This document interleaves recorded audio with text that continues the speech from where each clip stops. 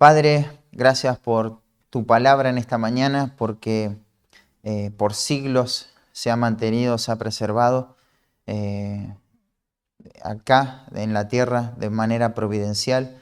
Sabemos que en el cielo tú la preservas de forma perfecta y gracias porque hoy se extiende hacia nuestra vida por tu gracia, por tu misericordia. Pensamos, como en algún momento pensó el pueblo de Israel, quiénes somos nosotros para que podamos escuchar tu voz. Realmente es un privilegio, más allá de lo que vayas a decir en esta mañana, es un privilegio poder estar sentados escuchando la predicación de tu palabra, escuchando las implicaciones de los textos. Es un privilegio para nosotros, pero también trae un gran peso de responsabilidad, porque no hay opción cuando tú hablas, tenemos que obedecer y darnos el corazón dispuesto a poder hacerlo, a poder obedecerlo, a poder obedecer tu palabra y todo lo que tú tienes para nuestra vida. En el nombre de Cristo Jesús, amén. Bueno, Apocalipsis capítulo 3, versículos 7 al 13. Vamos a ver una misiva, una carta que Jesucristo mismo va a enviar a la iglesia de Filadelfia. Pero antes tenemos que entender un poquito dónde estamos parados. Llegamos al último libro de la Biblia, el Apocalipsis. No estamos seguros que este sea el último que se ha escrito, pero sí fue el último que se ordenó en el canon bíblico. Así que Apocalipsis es la revelación final y completa de Dios. Este es un libro que ha traído bastante discusión y sobre todo en estos tiempos más que nunca, porque hay personas que toman ciertas frases del libro de Apocalipsis y en lugar de hacer una exégesis a la carta, a la escritura, lo que hacen es una exégesis a las noticias, a las cosas que suceden, al clima, y van relacionando todo y terminan haciéndose una ensalada. Y eso termina siendo de este libro un libro misterioso, un libro poco práctico, un libro que nadie puede entender. Pero no es así como Dios diseñó este libro. En primer lugar, hay una bendición de parte de Dios en aquellos que leen y obedecen las palabras de esta profecía. En el capítulo 1 está dada esta bendición. Bienaventurado el que lee, feliz el que lee. Y claro que el enemigo de nuestras almas sabe esta bendición que conlleva el libro de Apocalipsis, y es el libro que menos se lee en las iglesias. Es el libro menos predicado y es el libro que más los creyentes han dejado de lado por no entender bien lo que este libro significa. Para no complicarnos, leamos otra cosa, ¿no? Pero este libro trae riquezas espirituales tremendas. Lejos de ser un libro, como algunos creen, que solo los teólogos pueden entender o que un grupo selecto de personas son capaces de descubrir lo que este libro enseña, lejos de esto, este libro fue dado a personas, a la iglesia, a los hermanos que estaban viviendo situaciones difíciles, estaban siendo perseguidos no solamente ahora por los judíos, como había comenzado la persecución, sino también por el mundo gentil. El contexto histórico en el que se cita este escrito tiene que ver con esto, con la persecución. Ahora, de la noche a la mañana se decretó que la religión cristiana viene a ser ilegítima, ¿no? Viene a ser un delito, ilícita, la religión ilícita. Y ya era difícil enfrentar la persecución de parte de los judíos, pero ahora la potencia dominante de la época está persiguiendo y matando a los cristianos. Muchos emperadores están tomando eso como una propuesta en su gobierno, en su mandato, destruir al cristianismo. Ahora, claro, esto trajo dudas, trajo desánimos. El corazón de la iglesia en parte estaba haciendo agua. Parece que hablar del reino de Dios y el reino de Cristo era una utopía, porque vos veías a los creyentes siendo perseguidos, humillados, maltratados. ¿Qué va a hacer la iglesia? ¿Qué van a hacer de los planes de Dios? ¿Cómo es que se va a llevar el propósito de redención de Dios en la humanidad si las personas que son responsables de llevar el mensaje están siendo martirizadas? Los creyentes fieles están muriendo, pero no solo eso. Hay creyentes o hay personas que dicen ser creyentes que están cediendo ante sus deseos. Aman al mundo y se inclinan al mundo, se alejan de la verdad, abandonan la fe. Eso es lo que está sucediendo en este momento en la iglesia. Y quizá hay otras iglesias donde las personas no se están yendo al mundo, pero el mundo está entrando en la iglesia. La falsa enseñanza empieza a diseminarse en las congregaciones. El error, la mentira, el engaño. Y esto desalienta a la iglesia y la obra de Dios. Y claro, si vos sos un creyente que pretende agradar a Dios y vivir para su gloria, en medio de este contexto también te desanimarías. Todos los que estaríamos expuestos a esta presión, estaríamos pensando, ¿realmente todo esto es cierto? ¿Realmente habría dudas en nuestro corazón?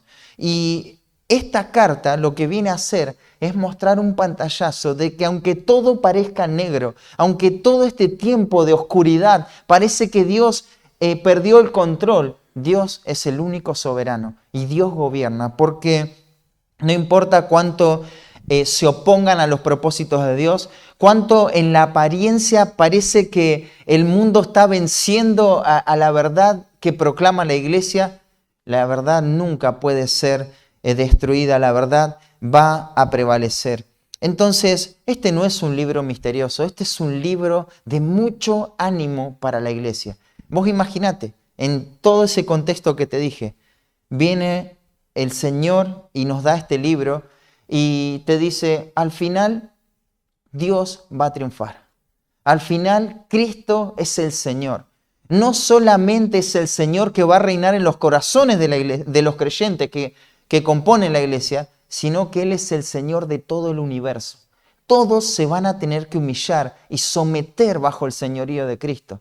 Pero Él es el Señor de la historia. Él controla la historia. Nada se escapa de sus manos. Todo está bajo su cuidado. Todo está bajo su control. Ser súbdito de este rey en cualquier circunstancia es lo mejor que te puede pasar. Cuando lees todo el libro de Apocalipsis decís, menos mal que creí la verdad. Sí, es difícil enfrentar la oposición. Sí, a veces la mentira parece desplazar la verdad, pero menos mal que creí la verdad, porque Cristo va a juzgar a este mundo. Y esto es lo que nos da el libro de Apocalipsis. Claro, esto va a hacer crecer la fe de estos hermanos, va a robustecer su paciencia, su lealtad. Este es el propósito de Apocalipsis. También la iglesia va a ser reprendida y llamada al arrepentimiento, pero el libro en realidad es especialmente o esencialmente un mensaje alentador. Se van a dar un conjunto de visiones, pero lo medular, el meollo de la cuestión o el fin de todo es mostrar que Jesucristo es el verdadero Señor. Lo es de la iglesia, lo es del universo, lo es de la historia. Y claro que en el mundo tendremos aflicción. Nada de esto sorprende a la iglesia porque la iglesia cree en lo que Cristo le dice a la iglesia. Y Cristo dijo a los creyentes, en el mundo tendréis aflicción. Y ciertamente lo tendremos. Pero al final Cristo va a someter a todo bajo su reinado. El último triunfo no va a corresponder a un sistema de gobierno, en ese caso Roma, no va a corresponder a Roma, sino al reino de Dios. El triunfo final es de Cristo y Él va a venir a reinar con su iglesia en la tierra. No importa que los cristianos ahora estén siendo asesinados, que sufran el martirio, lo importante es que sean fieles hasta la muerte y así van a ser tenidos por dignos del reino de Dios. En el capítulo 2 y el capítulo 3, estos capítulos en realidad constituyen una unidad. Está separado en capítulos por una cuestión de espacio, pero tenemos que verlo como una unidad en la estructura del libro. Y tiene que entenderse a la luz de este mensaje central de Apocalipsis, que es alentar a la iglesia a que vea el final de la historia de la redención. Y acá hay 7 iglesias que se van a mencionar y hay 7 cartas que van dirigidas a 7 iglesias históricas que existían en Asia Menor, donde el autor, que es Juan, ministró y desarrolló un amplio ministerio, ¿no? A su vez, podemos entender que estas 7 iglesias no son 7 periodos de tiempo en donde la iglesia ha atravesado, como algunos piensan, sino que es lo que la iglesia es. Estos 7 estados o condiciones de la iglesia lo podemos ver en cada etapa de la historia de la iglesia. O sea que la relevancia que tiene el mensaje de cada iglesia es propicio para nosotros. Es útil, es de gran utilidad y ayuda. Así que las cartas a las iglesias contienen exhortaciones, advertencias, van a hacer recriminaciones, reconocimientos, y todo esto puede aplicarse a la iglesia de hoy en día. Pero hay 2 iglesias que no reciben ningún reproche. Justamente son 2 iglesias que han sido muy sacudidas por la persecución. No hay que expulsar a nadie de la iglesia, de estas 2 iglesias, porque no hay creyentes falsos en estas 2 iglesias. Y una de esas iglesias es la que vamos a estudiar acá, Filadelfia. Ahora, yo me ponía a pensar, ¿por qué no hay que denunciar a los falsos creyentes en estas iglesias perseguidas? ¿Sabes por qué? Porque los falsos creyentes están en la iglesia por conveniencia. Y si la iglesia está siendo perseguida, no les conviene estar ahí. Así que no hay ningún reproche sobre esa clase de error en estas iglesias. Acá hay creyentes genuinos y la iglesia de Filadelfia es una iglesia ejemplar. En este momento, en esta mañana, vamos a ver el modelo de la iglesia de Filadelfia. Estos valores que abrazó la iglesia de Filadelfia la mantuvieron durante mucho tiempo. Esta iglesia pudo perdurar, ahora ya vamos a ver cuánto tiempo pudo perdurar esta iglesia, porque abrazó estos valores que vamos a ver acá. Ahora quiero que quites de tu mente acá una mega iglesia, una super iglesia donde hay dones, recursos y un montón de cosas. Esto no es una iglesia grande, esto es una iglesia pequeña, te diría que pasa casi desapercibido aún dentro de las 7 iglesias. Es una iglesia que tiene poca fuerza, no es extravagante, es una iglesia sencilla, pero tiene una característica. Esta iglesia es fiel. Esta iglesia es fiel. Es una iglesia fiel cuyo modelo hoy impacta nuestros días. Es una iglesia que va a traer lecciones espirituales a la vida de nuestra propia iglesia. Y tenemos que trazar un paralelismo entre esta iglesia en Filadelfia y nuestra iglesia acá en Tristán Suárez.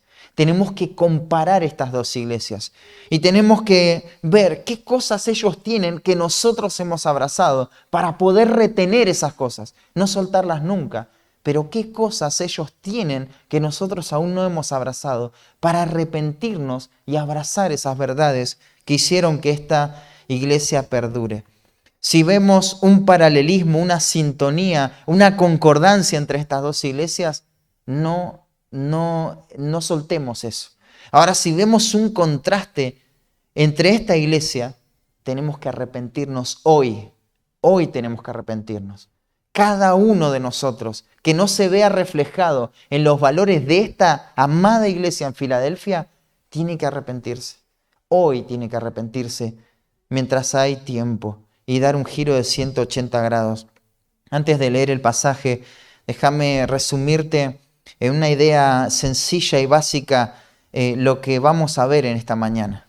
En este pasaje podemos ver cómo Cristo alienta, sostiene y da oportunidades a su iglesia fiel, a su iglesia amada. ¿Para qué? Para que sus propósitos puedan avanzar en un mundo hostil. Mientras que la iglesia fiel se mantiene sin descuidar el compromiso entre tanto que el Señor viene. Esta es una iglesia que está comprometida. Esta es una iglesia que no afloja. Esta es una iglesia que va en pos de los propósitos de Dios, porque sabe que Cristo puede venir en cualquier momento y se va a mantener activa. Con eso en mente, leamos el pasaje en esta mañana. Dice así la palabra de Dios, Apocalipsis capítulo 3, versículos 7 al 13. Escribe al ángel de la iglesia en Filadelfia. Esto dice el santo, el verdadero, el que tiene la llave de David, el que abre y ninguno cierra, y el que cierra y ninguno abre. Yo conozco tus obras. He aquí, he puesto delante de ti una puerta abierta, la cual nadie puede cerrar. Porque aunque tienes poca fuerza, has guardado mi palabra y no has negado mi nombre. He aquí, yo entrego de la sinagoga de Satanás a los que se dicen ser judíos y no lo son, sino que mienten. He aquí, yo haré que vengan y se postren a tus pies y reconozcan que yo te he amado. Por cuanto has guardado la palabra de mi paciencia, yo también te guardaré de la hora de la prueba que ha de venir sobre el mundo entero para probar a los que moran sobre la tierra.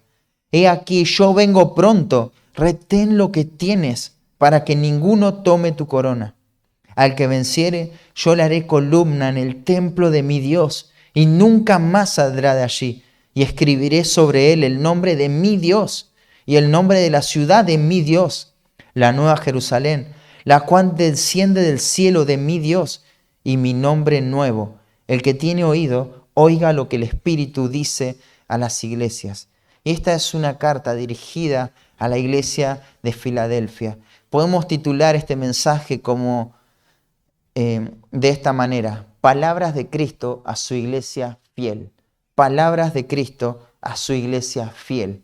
Acá tenemos un emisor, tenemos un mensaje, tenemos receptores, tenemos un canal por el cual ese mensaje es dado, aún tenemos un código en que se escribe este mensaje. Tenemos el mensaje, la orden es dada y va a decir: escribe al ángel de la iglesia en Filadelfia. Este ángel podría ser el anciano, el encargado, el líder, la persona que va a guiar a la iglesia acá en este lugar específico, ¿no? Ahora, la palabra escribe es la palabra griega grafó, de donde nosotros tenemos gráfica de escritura. Su forma sustantiva es grafé, y hay un sentido técnico de esta palabra grafé que tiene que ver con escrito sagrado. Por el contexto acá, tenemos que reconocer que este mensaje es la misma escritura inspirada de Dios que el Señor Jesucristo le está dando a su siervo Juan y le va a decir que escriba. Ahora, Jesucristo quiso dar a conocer una verdad a la iglesia. Le quiso dar un mensaje a la iglesia. Emite una orden a un ser humano para que él escriba. Y él va a escribir. Mira, acá hay una revelación para la iglesia. Y es el mensaje de Jesucristo para la iglesia de Filadelfia. Este es un mensaje relevante. Él podría haber utilizado cualquier canal, cualquier medio para hacer llegar a dar a conocer este mensaje. Podía haber enviado un ángel, pero en este momento de la revelación ya las cosas no funcionan así. Todo lo que la iglesia tenga que saber en el Nuevo Testamento lo va a saber a través de la Escritura. Esta es la forma de revelación especial de Dios. Este es el patrón que la iglesia tiene que seguir. Acá, en Apocalipsis, podrían suceder de cualquier forma las cosas. Sin embargo, hay una orden que se da. Escribe, tenés que escribir este mensaje. Este mensaje es el mensaje que el Espíritu Santo va a inspirar en cada palabra, cada letra que salga de este mensaje va a ser infalible, va a ser inerrante, va a ser autoritativo, va a ser lo que va a dictar la norma de creencia y fe práctica de la vida de la iglesia. Y es así como se da la revelación, hermanos. Nadie que tenga una revelación para la iglesia la tiene porque lo pensó, porque en forma subjetiva Dios le habló y ahora le tengo una palabra para la iglesia. Las personas que se paran frente a una congregación o frente a un grupo de personas y dicen tener un mensaje para la iglesia, una revelación, una palabra, se exponen a ellos mismos como mentirosos. Son mentirosos. Diga lo que diga su mensaje, porque nadie humanamente tiene una revelación o una palabra en forma subjetiva para la iglesia. Aún Cristo, cuando está dando un mensaje a la iglesia, les va a decir: escribe, Juan. No vayas a decírselo, escribíselo y mandale esta carta. Esa es la forma de revelación. Ahí tenemos algunos principios para poder aprender, ¿no? Y para poder distinguir el error y la mentira. Vemos en el tiempo de hoy, ¿no? Lo que se llama el mundo evangélico. Cuánta confusión que hay con este punto, ¿no? Con este asunto. Y Jesucristo mismo, hablando con Juan, le dice: escribe. Ahora, ¿qué es lo que Cristo tiene que hablar a su iglesia? Y va a decir: esto dice. Esto dice. Esto es lo que está diciendo. En realidad, el verbo ahí está en presente y tiene el aspecto de continuidad. Hay una intención para esta iglesia en particular, pero aún el mensaje no quedó hace 2000 años atrás ahí obsoleto, sino que el tiempo verbal da continuidad, da una progresión sucesiva de lo que está sucediendo. O sea, esto es lo que está diciendo Cristo. Esto es lo que está diciendo. No solamente a la iglesia de Filadelfia, sino a todas las iglesias. Este es el mensaje relevante de las palabras del Señor. Ahora, uno puede decir, bueno, este es el mensaje de Cristo, ¿no? Y ponete a pensar en esto. El mensaje es muy importante, pero es muy importante también de quién viene el mensaje. Y te voy a hacer un ejercicio muy, muy simple. Mirá a la persona que tenés al lado. Si la persona que tenés al lado te dice, sos culpable, vos decís, bueno, está bien, esa es tu opinión, ¿no? Sos culpable de alguna cosa que hayas hecho. Y vos decís, bueno, capaz que está confundido, no lo sé. Ahora, si te cita un juez en un tribunal y ese juez te llama por nombre y apellido y te dice, sos culpable.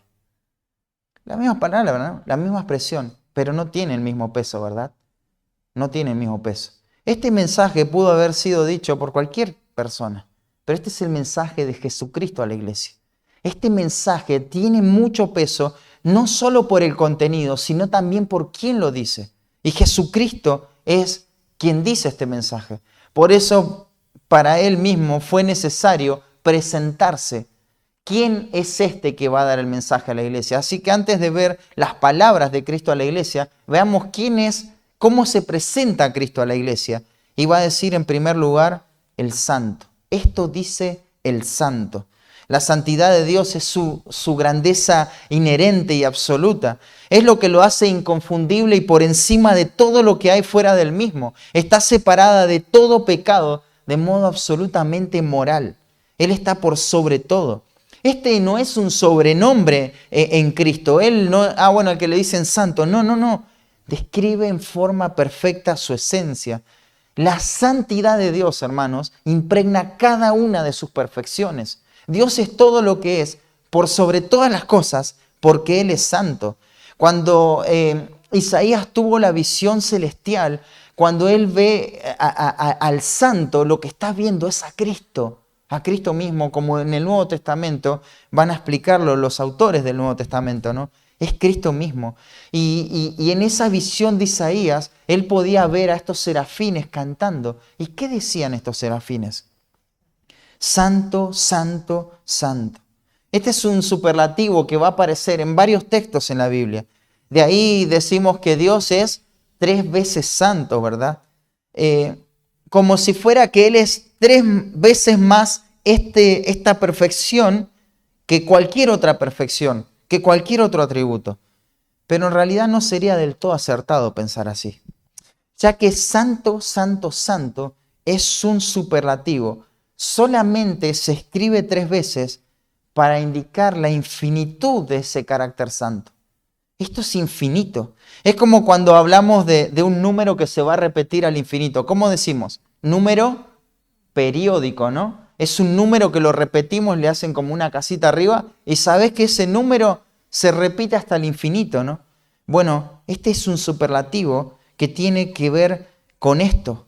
Podríamos decir todo el resto de nuestra vida, Dios es santo, Dios es santo, Dios es santo, Dios es santo, Dios es santo. Podríamos estar así hasta que quede el último aliento en nuestra vida y aún así morir y no alcanzar a repetir la santidad de Dios en forma completa. Esto es infinito, este es un atributo por excelencia y se dice santo, santo, santo, porque no hay manual, no hay papel, no hay computadora, no hay nada que pueda captar la infinitud de su santidad.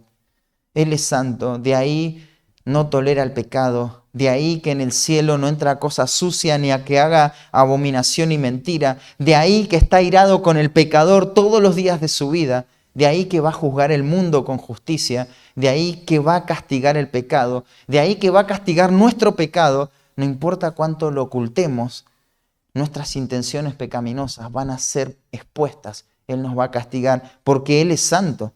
Y como iglesia es hora de que entendamos esta verdad. Pero no solamente de que entendamos, sino de que creamos que Él es santo, que nos arrepintamos ante el Dios santo. Cuando la Escritura se abre y se predica con fidelidad, lo que tenemos que entender es quién está hablando más allá del predicador. Es el Dios santo.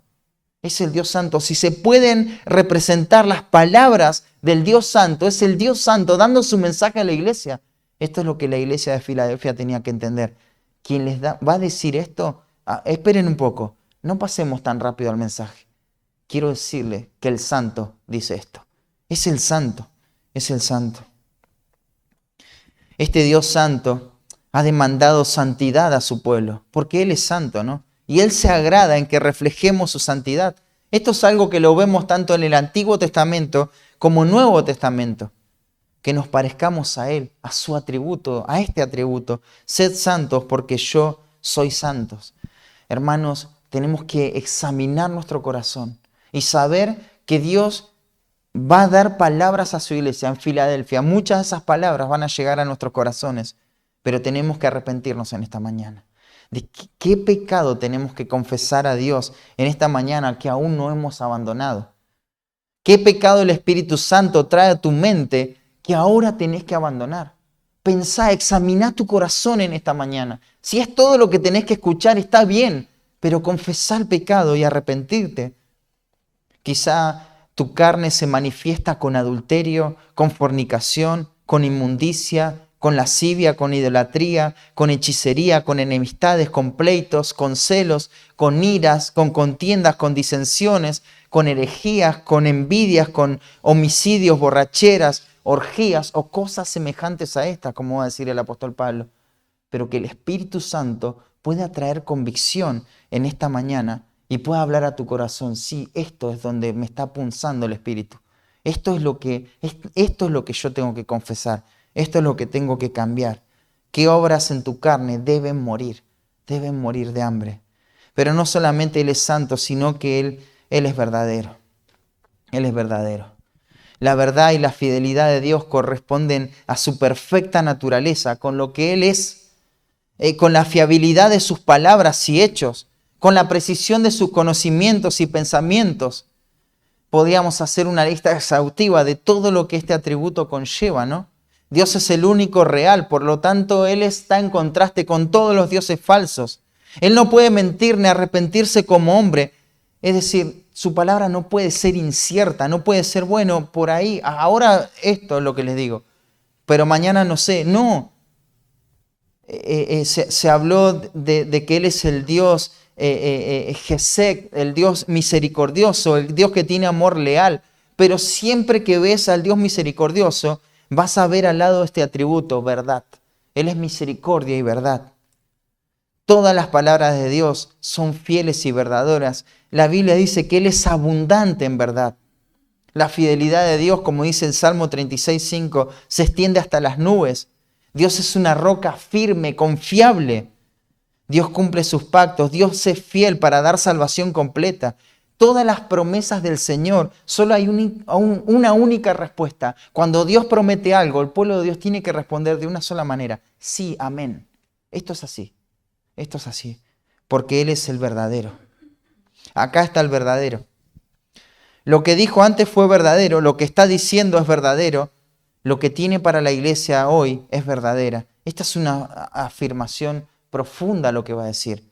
Lo que va a decir el verdadero es infalible, es inerrante, ¿no? No hay lugar para la discusión, la confusión, el engaño. Su palabra es clara, es santa, es comprensible. Aún los enemigos del Señor, cuando venían a tentarle, le decían, sabemos que vos decís la verdad, ¿no? Y que no te preocupan las consecuencias por decir la verdad. Él es el verdadero. Los demonios reconocían que Jesucristo era el verdadero. Ahora, si Él es el verdadero, todo lo que Dios dice es verdad. No hay duda de eso. El problema es si nosotros en nuestra incredulidad vamos a creer su verdad. Vamos a creer la verdad. ¿Vas a creer con todo tu corazón las palabras de Cristo a su iglesia? Porque si vos lo tomás al Señor Jesús, de forma superficial, sin entender su santidad, sin entender su veracidad, de nada sirve dar este mensaje. ¿Te das cuenta? Tenés que aceptar lo que Él va a decir como verdadero. Todo lo que Él dijo fue verdadero. Como iglesia tenemos que hacernos esta pregunta. ¿Vamos a creer de todo corazón el mensaje del Señor para nosotros? Comenzando de esta carta, ¿no? Comenzando de lo que va a decir hoy. Pero no solamente dejarlo hoy. Domingo 4 o 5 de mayo, ya no sé ni en qué fecha estoy. Pero el punto es este. Todo lo que el Señor dice es verdadero. Y lo tenemos que creer. No solamente Él es santo, Él es verdadero, sino que hay una construcción ahí tremenda de palabras que dice, el que tiene la llave de David, el que abre y ninguno cierra, y cierra y ninguno abre. Claro, Él es el rey prometido que va a gobernar el trono de David. Cristo es el Mesías heredero del trono. Cristo tiene el control absoluto e indiscutible de la mayordomía de su reinado.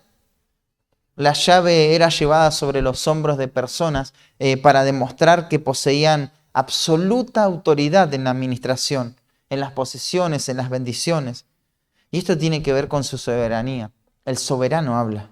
Él tiene toda la autoridad sobre la iglesia. A diferencia de los impostores, los que se decían ser judíos del versículo 9, ya lo vamos a ver, que no tienen ninguna autoridad sobre la iglesia, Él sí la tiene. Mirá, la tradición de ciertas personas muchas veces le hacen suponer que tienen una voz que tiene que ser escuchada. Sus opiniones, criterios personales les hacen pensar que tienen cierto aval de autoridad. No, ¿sabes los años? No. Acá la autoridad la tiene Cristo. Y en la medida que representamos las palabras de Cristo, tenemos autoridad. La autoridad es delegada y es conferida de esa manera. Claro, la iglesia no es una anarquía donde en forma mística decimos Cristo es la única autoridad. No. Dios instituyó autoridades también en la iglesia. Hay autoridades que tenemos que obedecer y que nos tenemos que someter dentro de la iglesia. Pero nuevamente, esa autoridad solamente viene en la medida que se representen las palabras y el mensaje de Cristo para su iglesia. En mis propias opiniones, yo no tengo ningún derecho para pararme acá y decirle a la iglesia lo que tiene que creer y hacer. Ninguna autoridad. Soy pecador, no tengo ninguna autoridad en mí mismo. Pero si yo te estoy diciendo las implicaciones de un pasaje, ahí cambia la ecuación.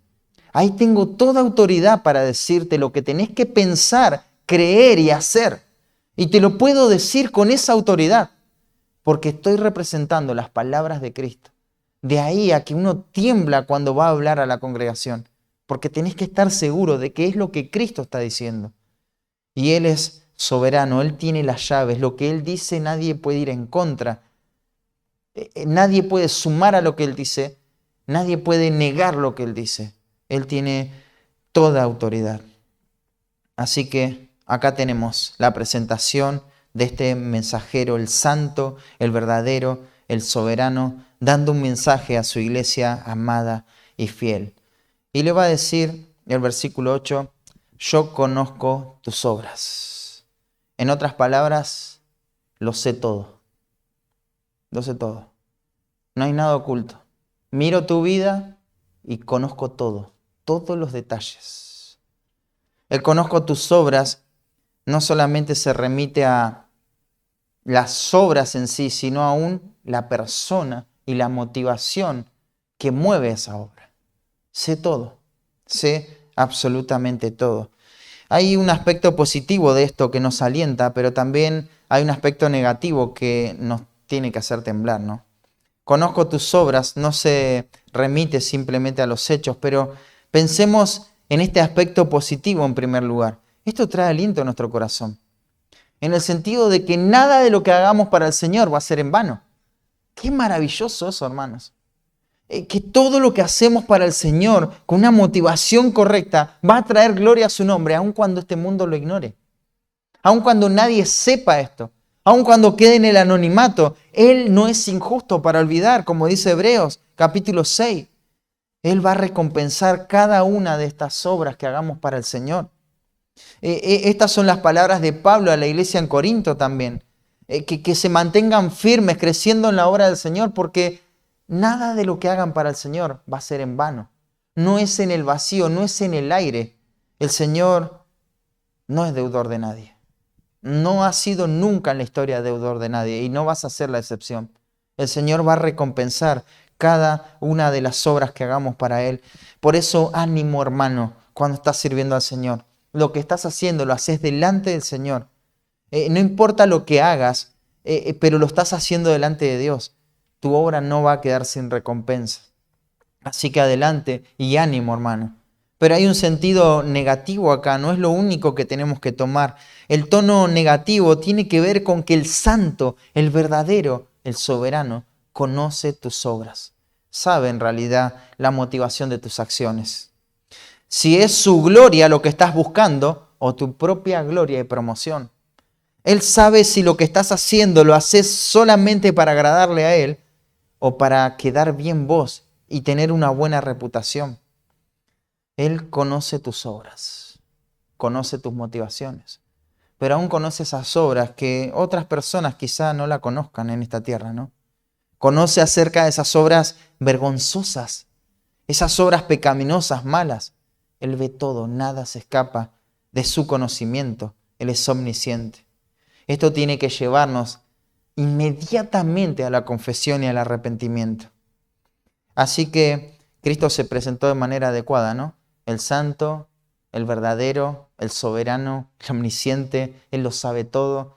Ahora, vaya si tiene nuestra atención para ver lo que le dice a la iglesia. ¿Qué es lo que le va a decir? Bueno, palabras de Cristo a su iglesia fiel. En primer lugar, lo primero que le va a decir a su iglesia es: te doy oportunidades mientras desarrollas convicciones y carácter. Yo te doy oportunidades mientras desarrollas convicciones y carácter. Dice así el texto: he aquí he puesto delante de ti una puerta abierta, la cual nadie puede cerrar. Porque aunque tienes poca fuerza, has guardado mi palabra y no has negado mi nombre. He aquí, esto es una interjección, llama la atención esto. Es como decir, mirá, presta atención. Después de toda esta presentación, mínimamente abrí tu mente, abrí tus oídos. He puesto delante de ti una puerta abierta. Esta expresión, varios comentaristas han dado diferentes posibles significados. Todos coinciden que una puerta abierta sería otra forma de decir oportunidad. De hecho, aún en nuestros días, cuando decimos, ahí hay una puerta de oportunidad, vemos la puerta como una oportunidad, ¿no? Los originales entendieron con claridad la idea. Filadelfia estaba situada en una intersección, en un camino que conducía directamente a Roma. Y Roma era la capital del imperio, ¿no? Ahora, ese camino también los conectaba con Esmirna. Era una ciudad bastante bien ubicada en forma estratégica para crecer, para ser productiva. No solo eso, sino que también tenía condiciones en su territorio que aportaban minerales y hacía que la agricultura crezca rápidamente. Así que esta iglesia, Filadelfia, este lugar, era conocido como la Puerta del Este también. Era conocido como la Puerta del Este. Entonces, los destinatarios originales, cuando le hablan de puerta, ellos ven toda la oportunidad que esto tiene, ¿no? Entonces, ellos entendieron con claridad la expresión, ¿no? Y el Señor habla y sabe de qué se trata. Comprendieron que esta oportunidad, esta puerta abierta, no tenía que ver con oportunidades para enriquecerse materialmente, sino con oportunidades para extender los propósitos de Dios. Esta es la puerta de oportunidad. Cuando nosotros vamos al Nuevo Testamento, podemos ver este rango semántico también utilizado por Pablo. Se los leo simplemente para no perder tiempo, pero quiero mostrarles el contexto. En 1 Corintios capítulo 16, versículos 5 al 10, Pablo está anunciando, revelando los planes que él tenía y les va a decir a los corintios: iré a vosotros cuando haya pasado por Macedonia, pues por Macedonia tengo que pasar. Y podrá ser que me quede con vosotros o que aún pase el invierno para que vosotros me encaminéis a donde deba ir. Porque no quiero veros ahora de paso, pues espero estar con vosotros algún tiempo, si el Señor lo permite. Pero estaré en Éfeso hasta Pentecostés, en Éfeso. Y la razón es porque se me ha abierto puerta grande y eficaz, y muchos son los adversarios. Y el versículo 10, y si llega Timoteo, mirad que esté con vosotros con tranquilidad, porque él hace la obra del Señor, así como yo. Así que para Pablo esta expresión tenía que ver con actividades ministeriales. Y la actividad principal y prioritaria de Pablo en su ministerio era la predicación de la palabra. Acá también tiene el mismo sentido porque en dos oportunidades se va a reconocer cómo esta iglesia guardaba la palabra. Así que la oportunidad tiene que ver con el servicio, con la predicación, con la obra misionera. Ahí tenemos que remitir el sentido de esta puerta abierta que nadie puede cerrar. La iglesia tenía esta oportunidad. Cristo le da este mensaje a la iglesia. Hay una oportunidad gloriosa para poder servirme. Hay oportunidad de servicio para vos. Y ese es el mismo mensaje para nuestra iglesia, ¿no? Hay una oportunidad de servicio. Tenemos una gran oportunidad, hermanos. Esta oportunidad no tiene que ver con algo místico, algo que subjetivo, sino que tiene que ver con la predicación. Podemos predicar el Evangelio. Hay personas y hay corazones que Dios prepara para esto. Así que tenemos que aprovechar esta oportunidad, pero esta oportunidad no es de cualquier manera, ¿no? Sino que esta oportunidad viene de una condición que va a dar acá el autor. La escritura misma dice, aunque tienes poca fuerza, tienes poca fuerza. Claro, esto se refiere al carácter de la iglesia. Esta no era una iglesia jactanciosa, orgullosa, engreída, sino que la iglesia sabe de sus limitaciones, sabe de su debilidad, de su fragilidad. No es la iglesia perfecta, pero es la iglesia amada de Dios. Es la iglesia que se reconoce débil. No es una iglesia que mira a los demás como inferiores, es una iglesia que ama, porque sabe que fue amada.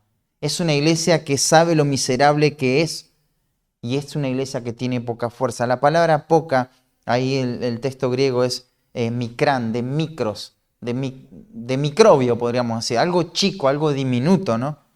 Entonces podemos ver el carácter de esta iglesia, ¿no? Una iglesia que tiene un carácter humilde. Qué maravilloso. Qué maravilloso cuando vos ves a las personas tener oportunidades, pero esas personas no son arrogantes, soberbias. Porque qué feo que es cuando ese soberbio empieza a enaltecerse, ¿no? Pero vos ves oportunidades hacia personas que tienen un carácter humilde, que utilizan las oportunidades para servir, para la gloria de Dios. Y esta es la clase de iglesia que tenemos que ser. Una iglesia humilde que aprovecha las oportunidades. Pero va a decir también, va a destacar sus convicciones. Has guardado mi palabra, dice. El texto agrega, también has guardado mi palabra. O sea, reconoce su carácter humilde, pero también reconoce sus convicciones. ¿Y cómo se puede guardar la palabra? ¿Cómo se puede guardar la escritura? Bueno, primero hay que entender la escritura. Hay que interpretar la escritura. Hay que saber lo que el texto dice para poder después poner en práctica eso que estoy entendiendo. Entonces, esta iglesia tiene un carácter humilde, tiene convicciones profundas, pero esta iglesia también está comprometida. Está comprometida con el Señor. Esta iglesia pone en práctica aquellas cosas que va entendiendo. Va a decir, no has negado mi nombre. Negar el nombre era directamente apostatar. Muchos pudieran mostrar por fuera cierta humildad y cierta articulación en cuanto a la doctrina, decir, sí, la Biblia se interpreta así, pero cuando llega la presión, se es desleal al Señor. A veces las pruebas exponen esa falta de convicciones a la palabra de Dios. A veces las tentaciones manifiestan esa falta de carácter. Pero a esta iglesia se le había abierto estas oportunidades porque tenía una combinación sana en estos tres elementos. Guardaba la palabra, no negaba el nombre de Cristo y era una iglesia que se mantenía humilde. Muchas personas están esperando aprender y crecer para que nadie les diga lo que tienen que hacer, para que sean personas que no se pueda llegar. Y eso es soberbia, eso no es un carácter humilde. Pero qué hermoso es cuando vos ves a alguien que va aprendiendo, que va creciendo, pero que guarda su carácter. ¿Sabes qué es lo que el Señor tiene para esa persona? Oportunidades. Oportunidades de servicio, oportunidades para seguir creciendo y desarrollando los propósitos de Dios, el reino de Dios, aún en medio de este mundo hostil. Así que cuando hay un carácter humilde, convicciones bíblicas, un compromiso leal al Señor, no van a faltar oportunidades. Dios va a abrir puertas para la predicación. Dios va a abrir puertas para esto. El tema es que cuando nosotros queremos buscar y forzar esas oportunidades, ¿sabes por qué es? Porque faltan algunos de estos elementos. O no estoy pasando tiempo entendiendo la Escritura, o no estoy siendo leal al Señor y dejo que las cosas de este mundo desplacen mi lealtad a Cristo, o quizás no tengo un carácter humilde, pero quiero la oportunidad. Me desvivo por esa oportunidad. Me gustaría ver un montón de oportunidades. La oportunidad la da el Señor. No busques tanto la oportunidad, busca el carácter, la convicción, crecer en humildad. Y el Señor va a abrir puertas que nadie va a poder cerrar. Eso es lo que tendría que ser nuestro sentir. Así que esta iglesia, en las palabras de Cristo a su iglesia fiel, en primer lugar te doy oportunidades mientras desarrollas convicciones y carácter. Pero en segundo lugar, vindico tu causa por amor mientras soportas la presión y el menosprecio del mundo. Vindico tu causa por amor mientras soportas la presión y el menosprecio del mundo. Dice el versículo 9, he aquí yo entrego de la sinagoga de Satanás a los que se dicen ser judíos y no lo son, sino que mienten. He aquí yo haré que vengan y se postren a tus pies y reconozcan que yo te he amado. Sin lugar a dudas, desde el inicio y durante mucho tiempo los judíos odiaron a los creyentes, a la iglesia. Pero este grupo mencionado acá, se destaca este grupo mencionado porque tenía que ver algo con la iglesia. Ellos dañaban, lastimaban y asfixiaban a los hermanos con mentiras de todo tipo. Y tenía que ver con esa jactancia personal. Ellos van a decir, bueno, ahora estos cristianos creen que tienen la aprobación de Dios, creen que Dios los ama. Pero ¿sabes a quiénes Dios ama? A su pueblo nada más, a los judíos. Nosotros recibimos las promesas, fuimos encomendados a guardar la Escritura. Nosotros somos realmente el pueblo de Dios. Esa forma técnica de decirlo es, somos judíos. Somos judíos. Claro, ellos decían que eran judíos simplemente por nacimiento, ¿no? Porque pertenecían a la nación de Israel. Pero Pablo les va a decir a los romanos, ¿quién es el verdadero judío? ¿Y cuál es la verdadera circuncisión? ¿Es externa acaso? O podríamos decir, ¿es solamente externo? ¿Es solamente un rito externo? ¿Una forma religiosa? No, no. Tiene que ver con el interior. El verdadero judío es el que lo es en el interior. Y la circuncisión es la del corazón. ¿Dónde tiene que estar la marca de un verdadero hijo de Dios, del pueblo de Dios, en su corazón, en el centro de su vida? Así que ellos creían que por su forma externa podían menospreciar a la iglesia, maltratarla, ahogarla, y la iglesia tenía que estar soportando toda esta presión. Porque al final los judíos tenían muy buen trato ahora con los romanos, ¿no?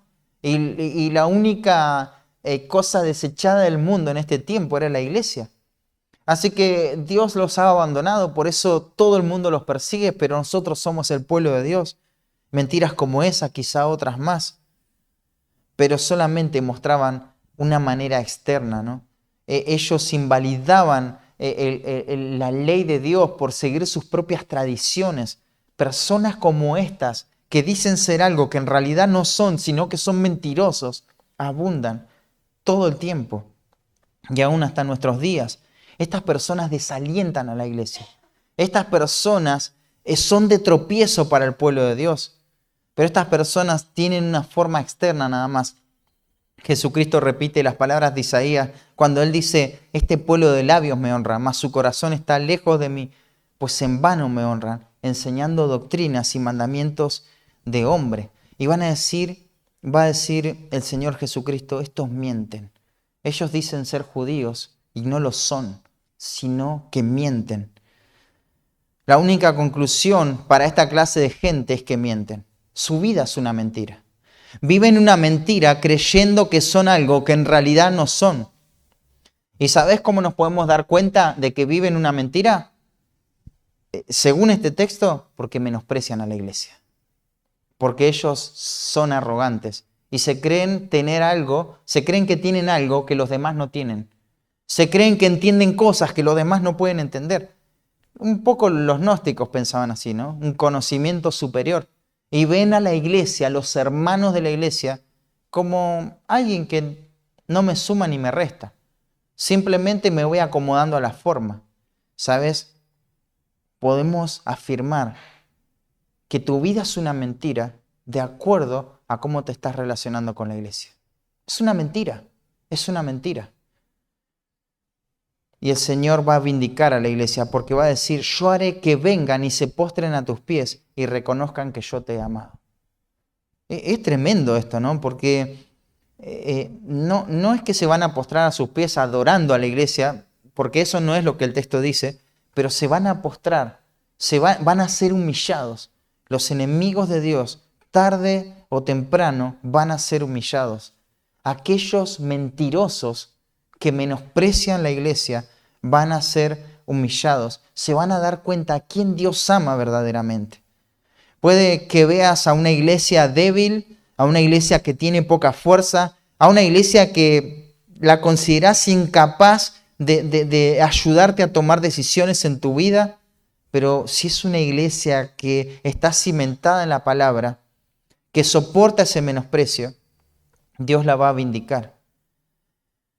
Hermanos, esto debería producir temor en los corazones que ven a la iglesia como algo sin valor. Aquellos que profanan la vida de la iglesia van a ser juzgados.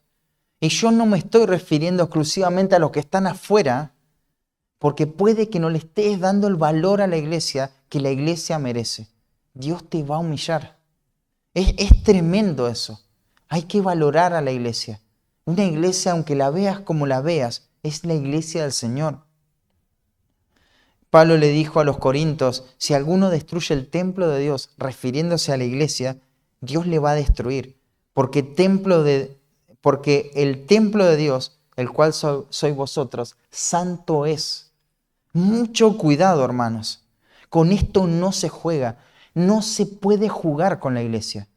Porque es la iglesia amada de Cristo. Él murió por la iglesia. Él la santifica a la iglesia. Él ama a su iglesia. Qué triste final para aquellos que fueron o son de tropiezo para la vida de la iglesia y que aún no se han arrepentido. Cuán amargo y profundo va a ser su dolor. Dios los va a humillar, los va a destruir. Mucho cuidado en dañar la iglesia de Dios. Es lo que Dios ama. Mucho cuidado. Y a veces uno dice, bueno, pero yo no le hago nada mal a la iglesia. ¿Y qué le haces bien a la iglesia? ¿De qué manera estás forjando la vida de Cristo en la vida de tu hermano? ¿De qué manera lo influencias a la piedad? Porque eso es lastimar a la iglesia. Cuando no ocupás el lugar que Dios te dio en la iglesia. Tenés que ser responsable, porque eso también es menospreciar a la iglesia. Así que estás siendo presionado por el entorno de personas que menosprecian a la iglesia, que te dicen, salí de ahí, mirá. Estás siendo presionado por personas que no aman a la iglesia, ves sus vidas y te intimidan. Sé leal a Cristo. No niegues el nombre de Cristo. Mantenete firme en tus convicciones. Guarda la palabra de Dios. Ánimo, tu defensor es Dios. Orá por misericordia sobre aquellas vidas que están tirando piedras. Aquellas personas que insultan a la iglesia. Orá por misericordia para sus vidas. ¿Sabes por qué? Porque es un camino temerario el que han elegido. Es un camino muy peligroso el que han elegido. Y van a cosechar mucho dolor. ¿Pero acaso estás menospreciando a la iglesia? ¿O le estás dando el valor que amerita en tu vida? ¿Sos de ánimo a la iglesia? Sé de ánimo a la iglesia. Que la iglesia, si vos no estás, sienta que perdió un brazo, que perdió una pierna, que no puede más. Que la iglesia se vea afectada cuando vos no estás haciendo lo que tenés que hacer. pero amar a la iglesia de Cristo, porque Él va a vindicar y va a juzgar a todos los enemigos de la iglesia. Palabras de Cristo a su iglesia fiel. Te doy oportunidades mientras desarrollas convicciones y carácter. Vindico tu causa por amor mientras soportas la presión y el menosprecio del mundo, pero te protejo de la hora más oscura mientras juzgo el mundo que me rechaza. Dice el versículo 10, por cuanto has guardado la palabra de mi paciencia, yo también te guardaré de la hora de prueba que ha de venir sobre el mundo entero para probar a los que moran sobre la tierra. Nuevamente, ¿no? Por cuanto has guardado la palabra de mi paciencia. El concepto del versículo 8 se repite, pero se agrega esta palabra paciencia. Podría traducirse como perseverancia. Guardaron de manera perseverante la palabra de Dios. Esta es la marca básica de una iglesia que va a permanecer. Una iglesia que persevera en las Escrituras.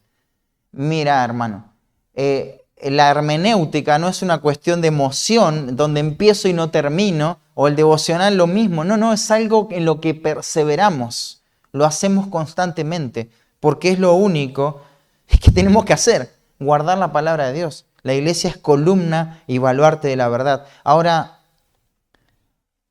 como esto es así, se mantiene, dice Cristo, no solamente yo voy a vindicar tu causa, te voy a dar oportunidades para servirme, sino que voy a hacer algo tremendo por vos. El texto original dice, también yo te voy a guardar. Y usa la misma palabra que la iglesia guarda la Escritura. Yo te voy a guardar, dice el Señor, de la hora de prueba que ha de venir sobre el mundo entero.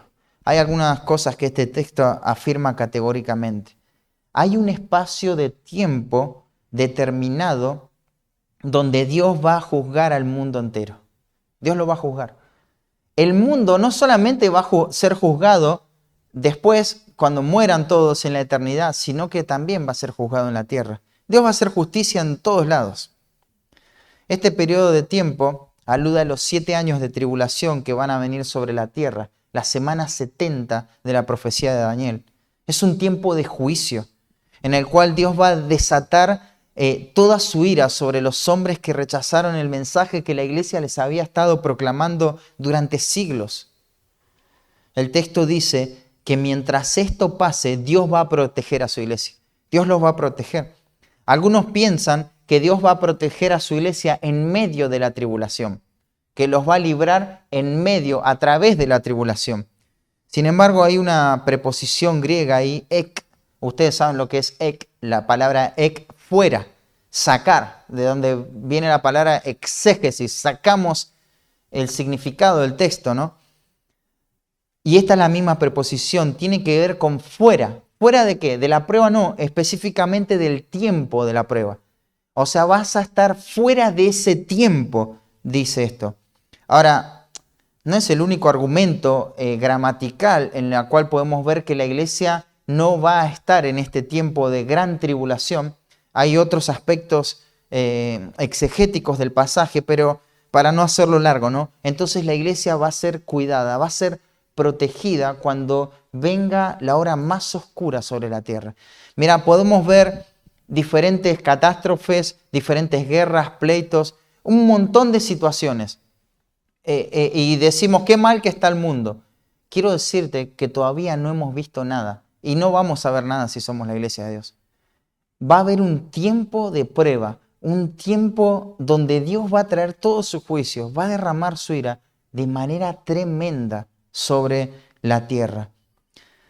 Ahí en Isaías capítulo 26, versículo 21, se habla de este tiempo y dice, porque he aquí que Jehová sale de su lugar para castigar al morador de la tierra por su maldad contra él, y la tierra descubrirá la sangre derramada sobre ella, y no encubrirá ya más a sus muertos. Es tremendo eso, ¿no? ¿Quién es testigo de todas las injusticias de personas que murieron, de creyentes martirizados? ¿Quién es el testigo de todo eso? La tierra.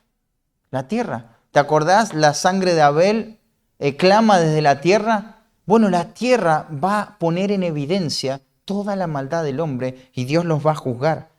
En Sofonías capítulo 1, versículo 14 al 17, te lo leo porque te va a costar llegar ahí. Dice, cercano está el gran día de Jehová. cercano y muy próximo. Es amarga la voz del día de Jehová. Gritará allí el valiente. O sea, el valiente va a estar gritando ahí de miedo. Día de ira aquel día de angustia y de aprieto, día de alboroto y asolamiento, día de tiniebla y de oscuridad, día de nublado y de entenebrecimiento, día de trompeta y de algazarra sobre las ciudades fortificadas y sobre los altares, sobre las altas torres. Y atribularé a los hombres, y andarán como ciegos, porque pecaron contra Jehová. Y la sangre de ellos será derramada como polvo, y su carne como estiércol. Su plata y su oro no podrá librarlos en el día de la ira de Jehová, pues toda la tierra será consumida con el fuego de su celo, porque ciertamente destrucción apresurada hará de todos los habitantes de la tierra. Y Dios va a guardar a su iglesia amada. La iglesia no va a vivir esto. La iglesia no va a tener que enfrentar esta situación. Claro, la iglesia sufre hoy, ¿no? Vivimos en tiempos de angustia muchas veces, ¿no? Sí, es verdad, pero no de esta manera. Acá hay un juicio de parte de Dios. Y fíjate, el texto dice, para probar a los que moran sobre la tierra. Mirá bien esa expresión. Para probar a los que moran sobre la tierra. Los que moran sobre la tierra. Los habitantes de la tierra. Puede que esa frase no te diga mucho, pero en realidad esto es un tecnicismo para hablar de aquellos que han rechazado a Dios. Han rechazado la ciudadanía celestial porque se aferraron a esta tierra. Son personas que viven en esta tierra. Esta expresión va a tener un sentido escatológico. Es una frase técnica en realidad. Cuando vos tenés un sentido técnico o un término técnico, ese significado es dado en todas las partes de la escritura que se usen. Cuando vos abrís el libro de Apocalipsis y ves a los habitantes de la tierra, no son neutrales estas personas. Los habitantes de la tierra tienen que ver con estas personas que pusieron su esperanza en esta tierra, que rechazaron todo lo celestial, que se distinguieron del pueblo de Dios, que muchos de ellos escucharon la predicación del Evangelio, pero decidieron que no, que Dios no va a gobernar su vida. Ellos se alzaron y hay un montón de textos en Apocalipsis donde tienen esta expresión. Estos son los que contrastan con la iglesia. Dios va a traer juicio sobre aquellos inconversos, apóstatas, mentirosos, religiosos, paganos, y va a separar a su iglesia de ese juicio, los moradores de la tierra.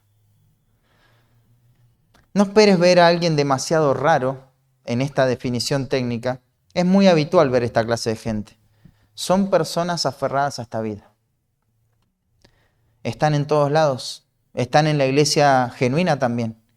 Ellos abrazan esta vida, priorizan sus deseos, buscan sus propios intereses. No les interesa tanto el reino de Dios. Anteponen su comodidad en lugar de buscar un desarrollo espiritual para ellos.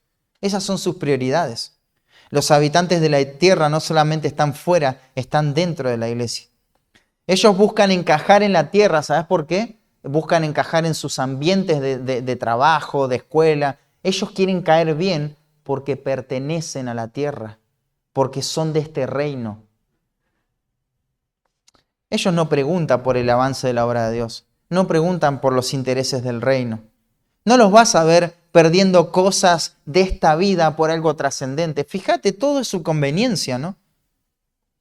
Su alegría, sus metas, su deleite, su placer, todo está acá. Y cuando algo sale mal acá, eso cambia todo su estado de ánimo. Porque acá es todo lo que tienen. Johnny nos leía el Salmo 17 y quiero mencionártelo. El salmista clama a Dios y le va a decir: levántate, oh Jehová, sal a su encuentro, póstrales, libra mi alma de los malos con tu espada, de los hombres con tu mano, oh Jehová, de los hombres mundanos, los habitantes de la tierra. Es lo mismo, cuya porción la tienen en esta vida. Ellos piensan en esta vida y piensan en esta vida y dicen, no, pero piensan más allá en sus hijos. Sí, eso es de esta vida también. Ellos viven esta vida. Pero la diferencia es que el creyente va a ver el rostro de Dios en justicia y lo único que va a satisfacer su vida es Dios y nada más que Dios. Qué gran contraste. La iglesia fiel, amada, protegida, versus los habitantes de la tierra, enjuiciados, pero no arrepentidos. Ninguno de estos juicios van a traer arrepentimiento a sus vidas. Varias veces dice que después de un juicio, los habitantes de la tierra blasfemaron contra el Dios del cielo. No creas que el temor al juicio va a traer arrepentimiento a tu corazón. Si la belleza de Cristo no te lleva al arrepentimiento, no lo va a hacer el temor al juicio. Tenés que mirar a Cristo. ¿A cuál de ellos perteneces vos? ¿A los habitantes de la tierra o a los peregrinos del cielo? Que no tienen nada en esta vida. No tienen nada. O sea, sí pueden tener una casa, un auto, pueden tener cosas a su nombre, pero saben que no tienen nada porque esto no les representa nada. ¿A cuál perteneces vos? Los hermanos de Filadelfia no tenían nada porque eran habitantes del cielo. Su posesión era el Señor. Entonces, palabras de Cristo a su iglesia fiel, y vamos avanzando un poco más. Te doy oportunidades mientras desarrollas convicciones y carácter. Vindico tu causa por amor mientras soportas la presión y menosprecio del mundo. Te protejo de la hora más oscura mientras juzgo al mundo. Pero te exhorto a la fidelidad mientras regreso de forma inminente. Si hasta ahora estás bien, continúa. Si hasta ahora te has aferrado a la palabra de Dios, no has negado el nombre de Cristo, tenés un carácter humilde, no te confíes. He aquí yo vengo pronto, retén lo que tienes para que nadie tome tu corona. Este es el mensaje de Cristo a la iglesia. Esta iglesia que no es reprendida, pero que no tiene que confiarse. Hay una gran responsabilidad. Cristo viene rápidamente. Quizás te parece demasiado tiempo desde que se dijo esto, pero si vos lo mirás desde el punto de vista de la eternidad, te vas a dar cuenta que esto es inmediato. Tu vida pasa rápido. ¿Dónde estabas hace 10 años? ¿Te das cuenta? ¿Dónde vas a estar dentro de 10 años? Es rápido. El regreso de Cristo es inminente. Ahora, ¿qué es nuestra responsabilidad? Retén lo que tienes. Pablo en la Cena del Señor nos hablaba de deberes. Cristo viene, entonces debemos. Me quedó impregnada la palabra deber, responsabilidad. No es que Cristo viene y podemos tirar toda por la ventana, sino que Cristo viene y tenemos una responsabilidad. Retén lo que tienes. Pero ¿qué tiene la iglesia? A ver, ¿qué tiene la iglesia de Filadelfia que nosotros no podamos tener? ¿Qué tienen, hermanos? ¿Sabés lo que tiene la iglesia de Filadelfia? La palabra de Dios. Tiene una convicción profunda por la palabra de Dios. Tiene una lealtad inquebrantable por el nombre de Dios. Y tiene un carácter humilde. Esta combinación de estas tres cosas es lo que da oportunidad a la iglesia. Iglesia amada, no pierdas lo que tenés. Si es eso lo que tenemos como iglesia, hermanos, no lo perdamos. Es la responsabilidad de toda la iglesia, pero de cada miembro en particular. Retén lo que tienes. No dejes que la vanagloria arrebate las oportunidades. No dejes que las cosas menos importantes desplacen a las más importantes. No dejes que las búsquedas de esta vida te interrumpan de tu búsqueda constante en los propósitos de Dios. No niegues el nombre de Cristo. No diluyas tu vida para quedar bien. No te avergüences de dar a conocer el nombre del Señor.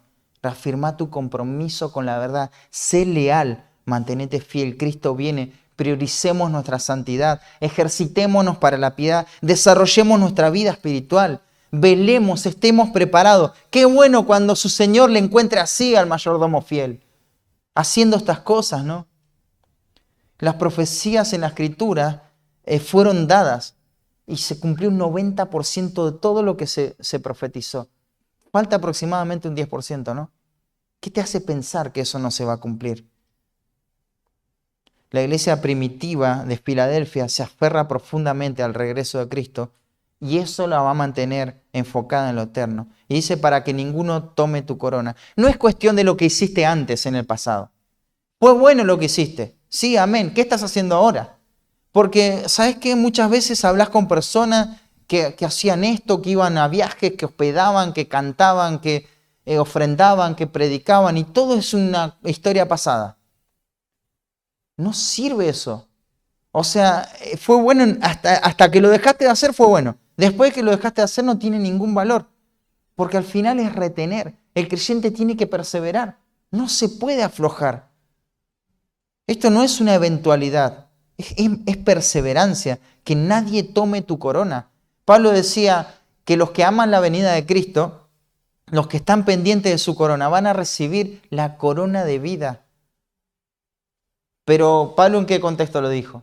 Terminando la carrera. ¿Te das cuenta? Hay que terminar la carrera, hermanos. Entonces, palabra de Cristo, una iglesia fiel, te doy oportunidades mientras desarrollas convicciones y carácter, vindico tu causa por amor, mientras soportas la presión y el menosprecio del mundo, te protejo de la hora más oscura, mientras juzgo al mundo que me rechaza, y te exhorto a la fidelidad mientras regreso de forma inminente, pero en último lugar te confiero bendición, seguridad eterna por gracia. Te confiero la bendición y seguridad eterna por gracia. Al que venciere, yo le haré columna en el templo de mi Dios y nunca más saldrá allí. Y escribiré sobre él el nombre de mi Dios y el nombre de la ciudad de mi Dios, la nueva Jerusalén, la cual desciende de lo alto del cielo de mi Dios y mi nombre nuevo. Al que venciere. ¿Quién es el que venciere? Bueno, hay que vencer para alcanzar esta seguridad eterna. No. Este es el fruto, el resultado de haber creído en el Evangelio de la gracia de Dios.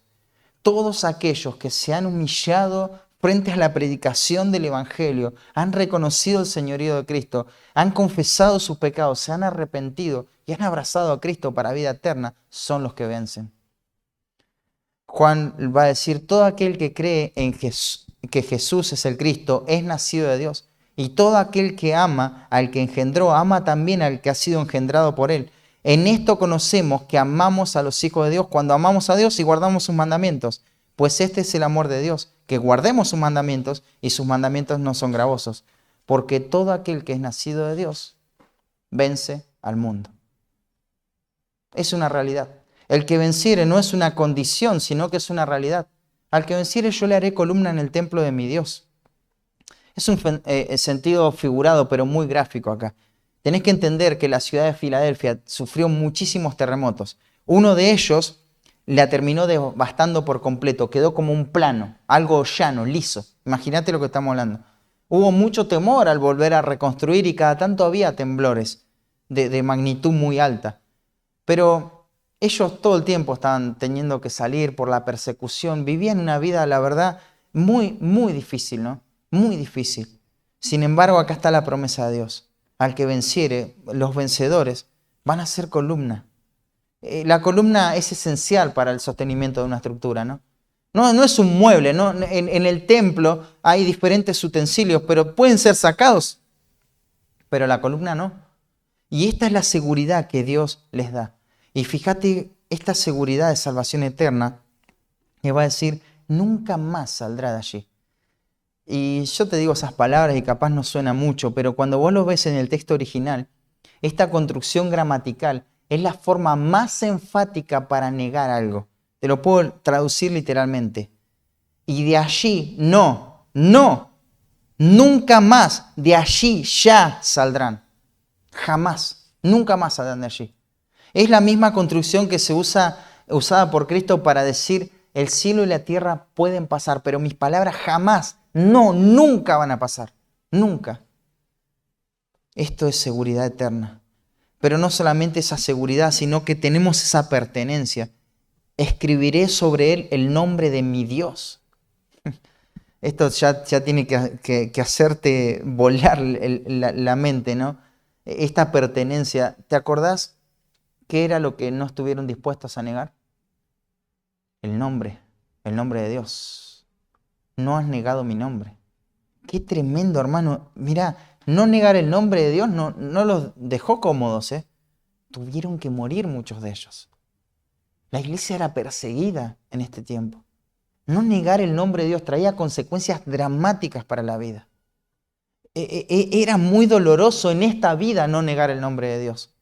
Pero ahora ellos no negaron el nombre de Dios. demostraron que eran la iglesia verdadera y Dios va a escribir su identidad, va a sellar sus nombres sobre ellos, en ellos. Qué hermoso cuadro, ¿no? Este nombre que tanto habían amado, que tanto habían entregado en servicio al Señor, por este nombre que motivaba toda su vida, ahora se dan cuenta que valió la pena vivir por este nombre. Policarpo fue presionado también, que vivía en este tiempo también, fue presionado hasta el cansancio para insultar el nombre de Dios. Simplemente él blasfemaba el nombre de Cristo y ya está, era liberado. Sin embargo, él dijo en su juicio: hace 86 años sirvo a Cristo y nunca me ha hecho ningún mal. ¿Cómo yo voy a blasfemar el nombre de Cristo? Y la consecuencia fue que murió quemado en la hoguera. Ahora, esto es una vida de fidelidad. ¿Te imaginas lo que representa el nombre de Dios impregnado por toda la eternidad en la vida de este hombre Policarpo? Murió quemado por no negar y blasfemar el nombre de Cristo. ¿Te imaginas ahora el Señor colocando su nombre en su vida? Es un cuadro tremendo de pertenencia, de posesión. Dice: y mi nombre nuevo, y el nombre de la ciudad de mi Dios, la nueva Jerusalén, la cual desciende del cielo de mi Dios. Esto no tiene nada que ver con la Jerusalén terrenal, física, sino que tiene que ver con algo celestial. Ahora esta persona no es ciudadano de Filadelfia, una ciudad que, bueno, es un punto clave ahí, pero hay temor, no creció mucho por los temblores. Esto no es una ciudad inestable, ahora es ciudadano del cielo, nadie lo va a perseguir. Le pertenece al cielo. Y va a decir: y mi nombre nuevo, Cristo, poniendo su nombre ahí. Pero este es un nombre o un aspecto de sus perfecciones que hasta ahora no se ha visto y que no se ha revelado en la Escritura.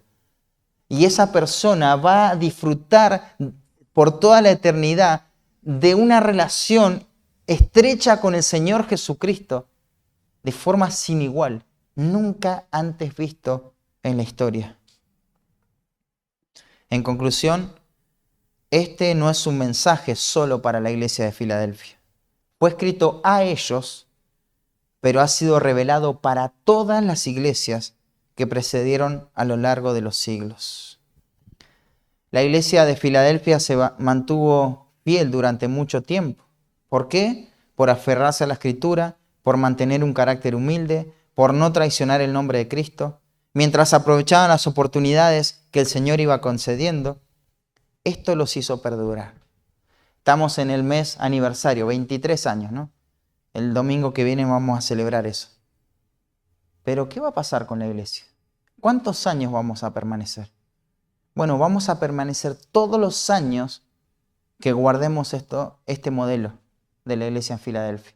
¿Cuánto tiempo estuvo guardando esta iglesia esto? Bueno, hay registros de que hasta 1392 esta iglesia se mantuvo fiel. Estamos hablando de mucho tiempo. ¿Te imaginas cuando celebraron su aniversario 100? ¿Qué habrán hecho en el aniversario 200? En el 500. Capaz invitaron a todas las iglesias de la comunidad cuando festejaron su año 1000, 1100, 1200.